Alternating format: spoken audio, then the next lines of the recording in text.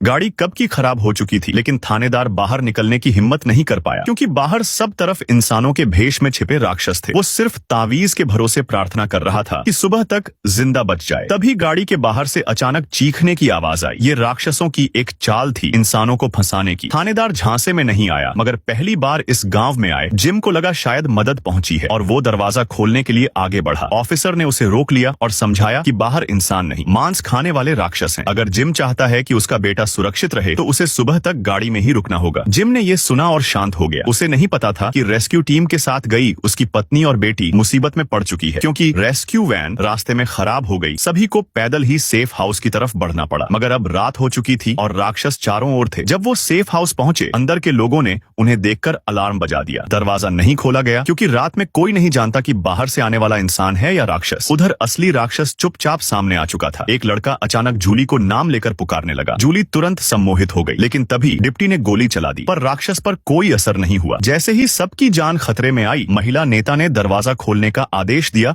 और उनकी जान बची। मगर अंदर आते ही माँ बेटी को बांध दिया गया क्योंकि हर नए आने वाले के साथ ऐसा ही होता है, जिससे कोई राक्षस उनके बीच न घुस सके। फिर दोनों को अलग अलग करके रखा गया। महिला नेता ने समझाया कि यहाँ हर कोई किसी हादसे में फंसा है और किस्मत से वे अब तक जिंदा हैं। कई लोग रात में यहाँ पहुंचे और बिना कुछ समझे ही राक्षसों का शिकार हो गए, मगर उस औरत की चिंता खुद के लिए नहीं बल्कि अब भी वैन में फंसे पति और बेटे के लिए थी। उधर गाड़ी के बाहर की आवाजें अब भी जारी थीं। राक्षस गाड़ी की छत तक पहुंच गए थे। अफसर ने सबको समझाया कि जब तक तावीज है वे अंदर नहीं आ सकते। डर मत फैलाओ, शांत रहो। धीरे धीरे बाहर शांति छा गई, मगर आधी रात को जिम उठकर तावीज हटाने लगा। डॉक्टर ने देखा और रोकने की कोशिश की, पर तब तक देर हो चुकी थी। लेकिन ये सब एक बुरा सपना था। रात सकुशल बीत गई और सुबह रेस्क्यू टीम आ पहुंची। सब ठीक देखकर सभी ने राहत की सांस ली। अब नए लोगों को दो विकल्प दिए गए, या तो सेफ हाउस में रहें जहां सब साथ रहते हैं, या कस्बे के मकानों में। कस्बे में रहने के लिए हर शाम तावीज चेक करना होता है और जिनके पास बच्चे हैं उन्हें खिड़कियां बंद करनी पड़ती हैं क्योंकि राक्षस अक्सर बच्चों को बहका देते हैं। यहाँ सज्जा का भी नियम है। अगर किसी की वजह से कोई मारा गया तो उसे एक रात बिना तावीज के लोहे की कोठरी में रहना होगा, जो कि लगभग मौत का मतलब है। महिला ने पूछा, ये सज्जा पहले भी दी गई है क्या? पादरी ने कहा, आज पहली बार दी जाएगी। अब जिम के परिवार को रहने की जगह चुननी थी। सबको लगा चारों साथ रहेंगे, लेकिन बेटी ने अकेले सेफ हाउस चुना। शायद उसे लगा माँ बाप सिर्फ छोटे भाई से प्यार करते हैं, इसलिए उसने जिद पकड़ ली। माँ बाप ने बेटी को मनाने की कोशिश की, लेकिन अफसर ने बताया अब देर हो चुकी है, सबको अपने ठिकानों पर लौटना होगा। तसल्ली देने के लिए अफसर ने कहा कि उसका बेटा भी वहीं है और वो उसकी देखभाल करेगा। पादरी के निर्देश पर सभी चले गए और अब आई सज्जा की रात। एक आदमी जिसके वजह से उसकी पत्नी और बेटी की जान चली गई थी, उसे लोहे की कोठरी में बंद किया गया। अफसर ने 2 ताले और लगा दिए और दुआ की कि वो रात बच जाए, मगर दरवाजा बंद होते ही उसकी किस्मत भी तय हो गई। ये रात उसकी आखिरी साबित होने वाली थी।